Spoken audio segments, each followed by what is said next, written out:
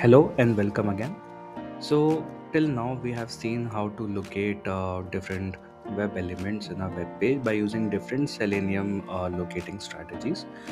And there are altogether 8 strategies which we have discussed up till now. We have seen how to locate an element using XPaths. We have seen how to locate an element using CSS selectors. And also, we have discussed more about what are XPath access. Okay, so from here on, let's start discussing about advanced web elements and how to handle them with using all the Selenium locator strategies which we have studied up till now. Okay, so in this session, we will be discussing about what are checkboxes and radio buttons and how to handle them using Selenium. Okay, so first of all, let me open a URL. Okay,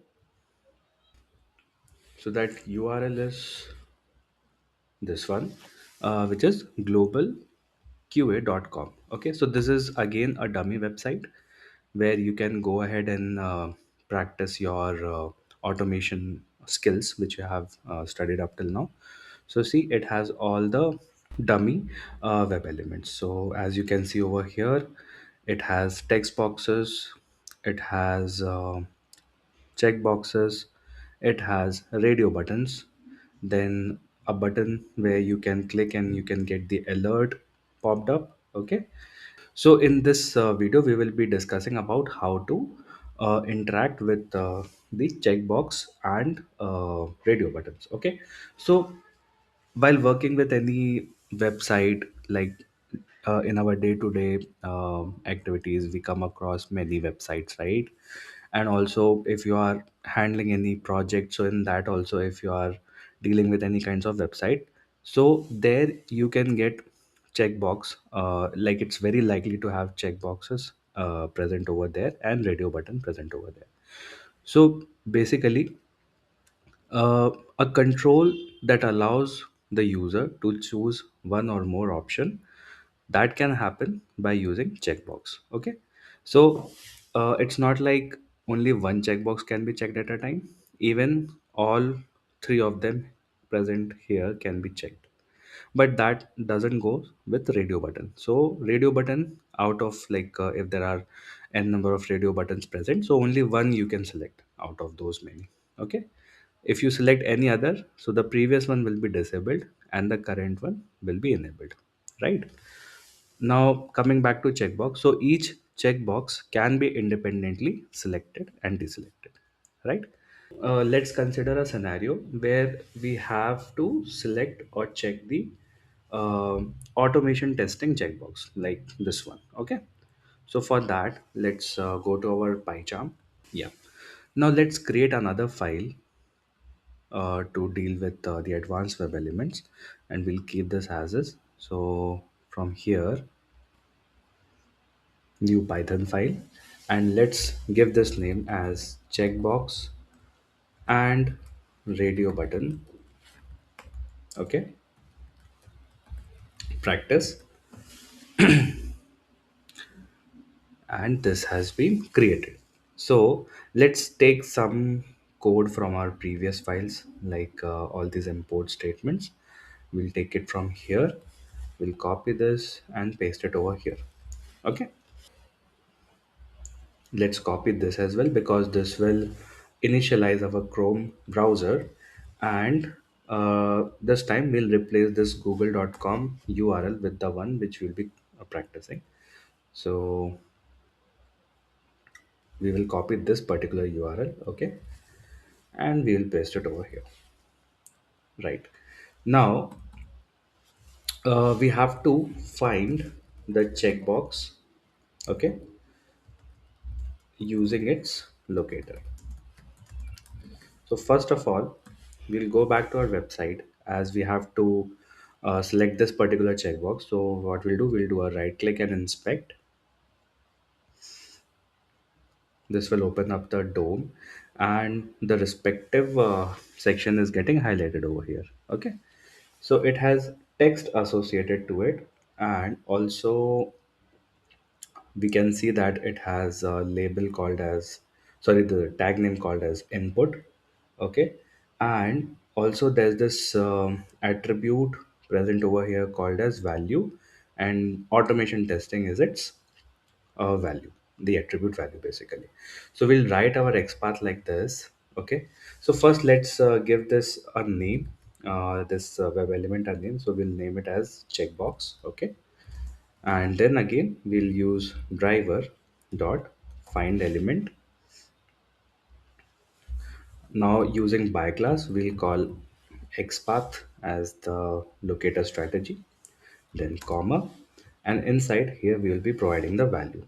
So starting with double slash, we'll provide the tag name which was input, and as we are taking attribute as value, so we'll put at the rate value equals to, and within single quotes we'll give this attribute value, which is automation testing. So we'll copy this and paste it over here, right? And we'll end this with a square bracket over here. So we have identified this particular web element. Now, one thing in our manual testing also, let's say if we have the scenario to check this checkbox, right? So first of all, we have to see if it is not already checked, because if it's already checked, then our scenario doesn't stand valid, right? Because we have to check this checkbox. So first of all, in automation also, we'll make sure if it is checked or not, right? So here we are checking, check if it is already selected. So for that, there is a method in Selenium. So first of all, we'll use if statement. If not, right? Then we have this web element checkbox. So we'll copy its name, variable name. Then if we put a dot operator, right? So see, it has suggested all these methods. But here we are seeing, or we are validating if it is already checked or not. So we will go with this particular method is underscore selected. Okay. So now what will happen? It will check if the checkbox which we are looking for is already selected or not. Then if this stands true, like this line number 13, if this statement stands true, we will be clicking on it. So click to select. Okay, so for that what we'll do, we'll again use the same variable name, put a dot operator, and we'll use click method. Okay, yeah. Now, once this is done, so just to make sure, uh, just a second, we'll do a one simple print, which will be like is automation testing checkbox selected. Okay, and then after that, comma, checkbox is selected, right? So checkbox dot is selected, because what will happen, this particular statement here, it will return either true or false value. Okay, so over here, if this statement stands true, then only the control will navigate to this next line. If it is not true, then your script won't proceed further. Okay, and your script will fail. So first, let's check if whatever we have written is working fine or not. So for that, let's run this code. Okay, so this should initialize our Chrome instance. Yeah, it has opened up this URL, and it has clicked on that checkbox. So see here, it also has printed is automation testing checkbox selected. Then it says yes, true. Okay. Now, as we know that checkbox can be checked, like if there are n number of checkbox, so each of the checkbox can also be checked. Means they are independently can be selected or deselected. So let's say if we want to, you know, select all of the checkbox which are present over here, right? So not just the automation testing one, but all these three. Okay, so for that we have to write the XPath in such a way that it's basically cover all these three checkboxes. Okay, so if you look closely at these attributes, right, so there's this type called as checkbox for this automation testing. Now if we select this one, functional testing, so here also the type is checkbox. Okay, and if we select this manual testing, it also has an attribute type which has a value of checkbox. Okay, so in all these cases where you have to cover multiple elements altogether, so for that we will see if there are any common attributes present in those elements. Okay, so we've got one, and all these check boxes have the tag name as input. So our purpose is solved. So now what we will be doing, instead of finding any single element, we will be finding multiple checkboxes over here. So let's name it as checkboxes. Okay, I'll remove all this for now. Okay, and this time we will be using find underscore elements as we are dealing with all those three checkboxes, right? Here again we'll be calling xpath using by class. Okay, and comma and its value. Okay, so it starts with the input tag. Okay, and inside a square bracket we'll provide type is equals to checkbox. Okay, now I'll remove this also. Okay, now as we have to select all the checkboxes, so for that we have to use a for loop. Okay, so how for loop is being used in Python, so that I have explained separately in my Python playlist. So if you want, you can go ahead and refer that. So the syntax of for loop goes like this: for CB. Now the CB stands for checkbox in checkboxes. Okay, and here if not means again we are checking if our checkboxes are already checked or not. So we'll use this CB variable dot is selected. Okay, then what we are doing is we are doing CB dot click. Okay, so the method means the approach is same. Here also we are checking if the checkbox are not already selected. Then if this particular statement is true, then it should navigate to the next section. Okay, let's see if it is working fine or not. In between, let me give some wait time also, so that you can see or visualize in while the automation is running. So and here time dot sleep, I'll put this for 2 seconds for now. Okay. Now this is not a best practice, but just to make you see what is happening in the UI while this automation is running. So I have put over here. Later in our video series, we will not be using this time dot sleep. Instead, we will be using WebDriver wait. Okay. So let's run this script. So this should again launch the Chrome browser, and over here it's expected that all the three checkboxes should be checked. Okay, so first one is checked, second one is checked, and the third one also got checked. So our scripts are working fine, right? So this was all about handling checkboxes and multiple checkboxes. Okay, now let's navigate to our next part, which is handling the radio buttons. So if we go back to our URL, so here we have three radio buttons: graduate, postgraduate, and others. So first, let's try and locate one of the radio button and see if we are able to click it, and then we'll proceed to the next example on it. Okay.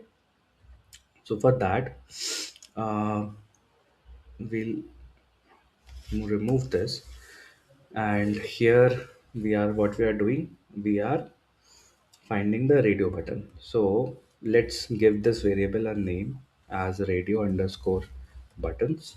Okay, equals to, first let's try and find all the radio buttons. So for that, we will be using driver dot find elements. Now coming back over here, if we inspect, let's say postgraduate radio button, okay, so it has an input tag and value as postgraduate, type as radio, okay. Now let's check for this one also, other, same, it also has input tag and type as radio, and let's check for graduate. This one also has input tag and type as radio. Means we found one common attribute for all these three radio button, and we also have the same tag name for it.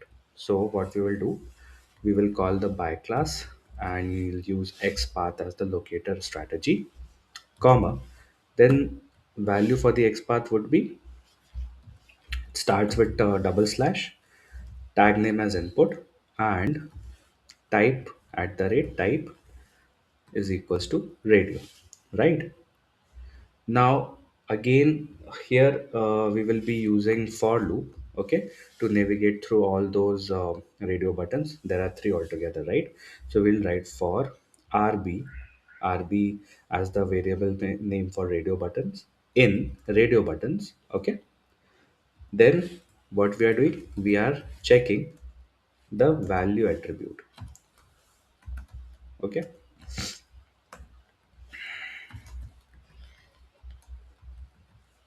Now here we'll say if rb dot get attribute, because see, to get any attribute value for any web element, we have this method in Selenium called as get underscore attribute, and we'll inside this parameter we will be giving this name as value, okay,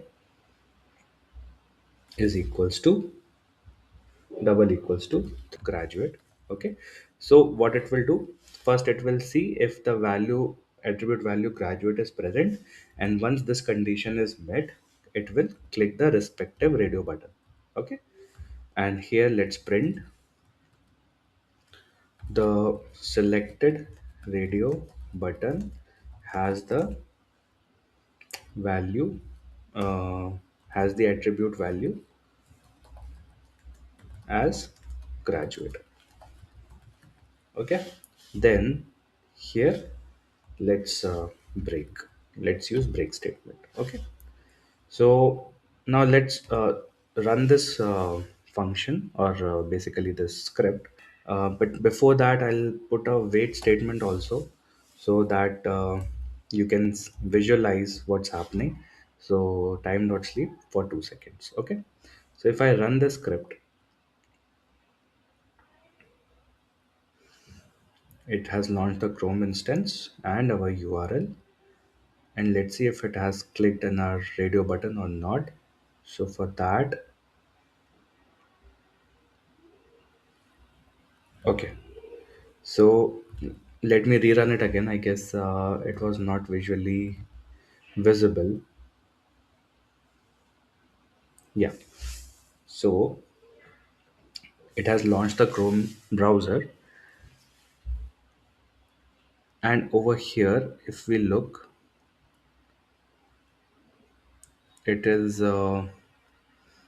because, yeah, it's still loading, so it has wait for a while, and see, it has clicked on the graduate.